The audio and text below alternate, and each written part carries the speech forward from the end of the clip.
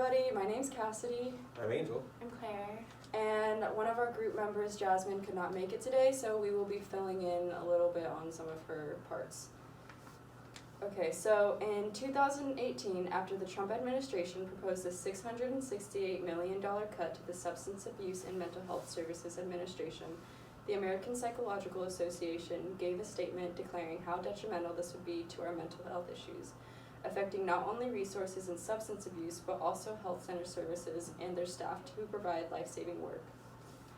This urgency on behalf of the American Psychological Association is one that is backed by pressing statistics. The National Institute of Mental Health revealed as of 2017, 1 in 5 U.S. adults live with a mental illness, and out of this number, young adults in our age group, 18 to 25, is said to be the group affected by mental illness the most. It is clear that mental health is an issue that affects many.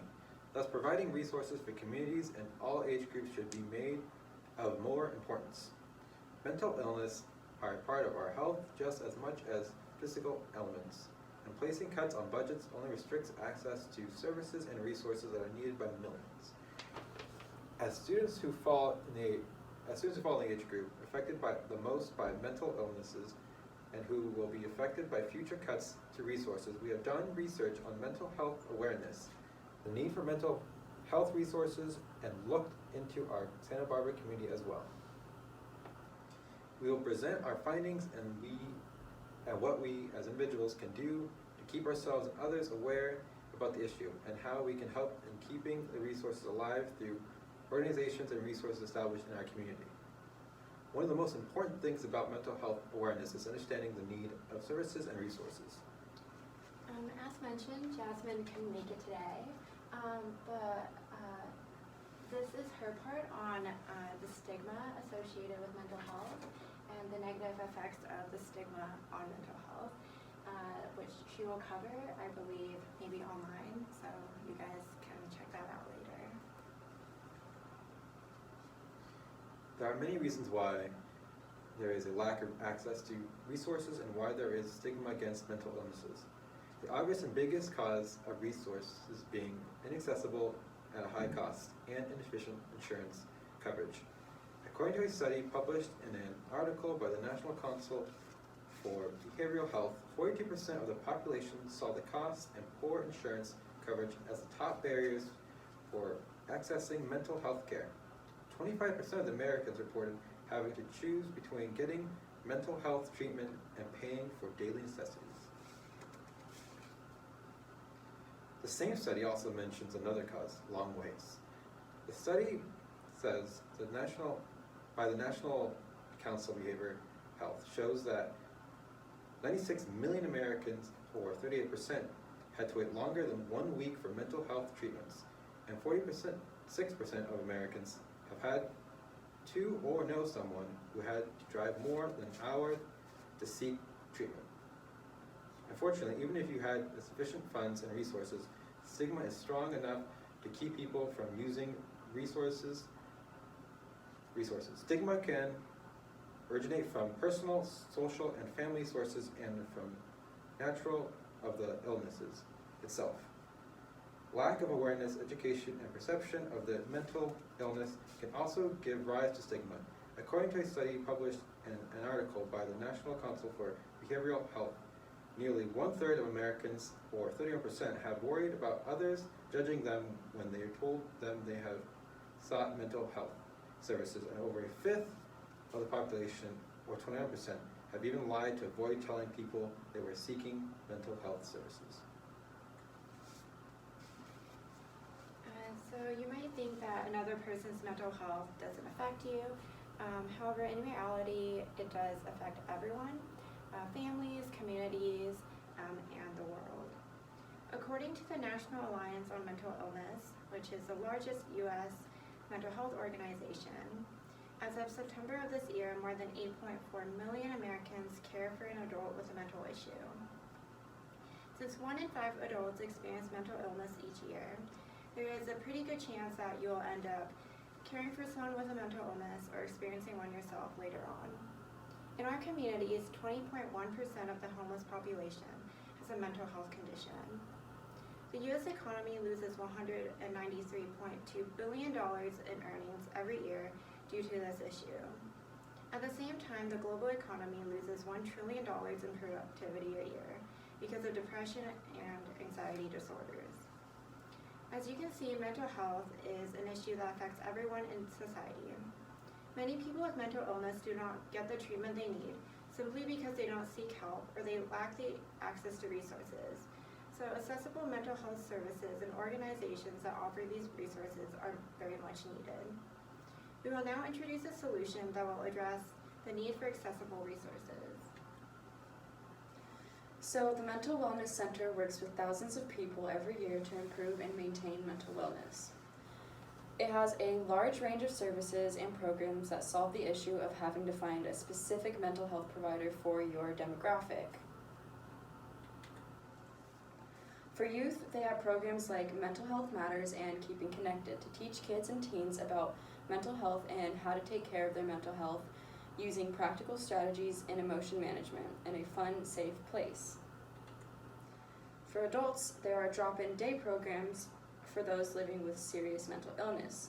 Their employment services is a person-centered and highly effective approach to adults with living with mental health disabilities to find and keep their jobs.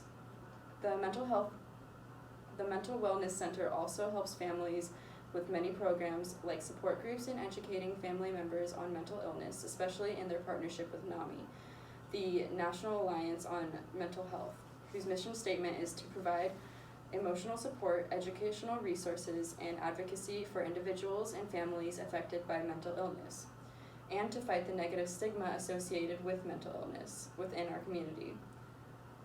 Lastly, they have programs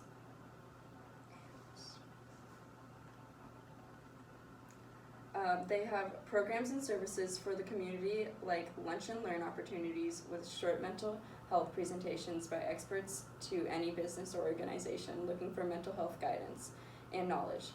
They also have a program called Sharing Our Stories that emphasizes personal accounts of mental health issues and recovery. Another interesting perk to their community services is the trainee and internship program, which provides practical experience for future mental health workers. There is so much stigma against mental illnesses like schizophrenia, bipolar disorder, and depression. Corrigan and Watson's 2002 article says that the impact of mental health is twofold, because on one hand, individuals must deal with public stigma, which is the reaction that the general population has to people with mental illness. On the other hand, they must cope with self-stigma. Having family who does not understand mental illness on top of the individual's affected lack of knowledge only strengthens stigmas, making it harder to get help.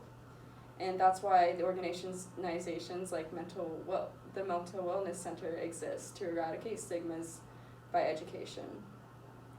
In a 2012 article, Ware debunks the idea by explaining the point of view of Eric Kandel, a Nobel Prize laureate and professor of brain science at Columbia University. Kandel says that all processes are brain processes, and therefore disorders of mental functions are biological diseases. All chronic diseases have behavioral and components as well as biological components. Mental illness counts as one of these diseases. Therefore, therapy isn't just for crazy people, it's for people who have a hard time managing their biological brain chemical imbalances. So now that we've discussed how to satisfy the need for mental wellness in our community, we will now illustrate what the future could look like. Imagine a world where substance abuse and mental health services had enough of a budget and support to get more workers, volunteers, and resources to help those in need, as well as more awareness and acceptance so that people with mental illnesses can come forward and seek help without feeling ashamed or like they don't have enough money or support. Now imagine a world where the Substance Abuse and Mental Health Services Administration had severe budget cuts. This would mean less places for people with mental illness to go seek help. Understaffing would lead to individuals not getting the proper individual care they deserve. They or their loved ones wouldn't get the help what they need, causing them to suffer and potentially end up on the streets, ignored by society. Our mental health is just as important as our physical health. It is important to continue making sure resources are accessible and to not make any cuts. Thankfully, in recent years, more light has been shed on mental illness and eliminating the stigma around it. The Mental Wellness Center depends on the generosity of the community to provide essential services to those with mental illness, and there are many ways you can get involved. You can easily make a donation by visiting their website, donate.mentalwellnesscenter.org. You can also make a donation by phone, 805-845-3298, or by mailing a check to 617 Garden Street, Santa Barbara, California, 93101. By making a donation, you will be funding and helping keep local mental health programs alive. Another way to get involved is to work directly with the organization. They offer employment, volunteer, and internship opportunities. By going to mentalwellnesscenter.org/volunteer internships, you'll be able to see if they are currently hiring, as well as access their online volunteer application. If you're a graduate student in psychology, you can also apply for a position as an intern by sending your resume and cover letter to pcollins@mentalwellnesscenter.org. For more information on how you can get involved, you can call the center's main office number at 805-884-8440. By supporting and understanding mental illness, as well as educating those around us about this issue, more people will be comfortable getting the help they need to better their mental health. Nonprofit organizations such as the Mental Wellness Center, with your support, will have sufficient funds to continue providing much-needed programs. The population of Santa Barbara County will thrive, and other local issues, including homelessness, will improve. Thank you. Thank you. Thank you.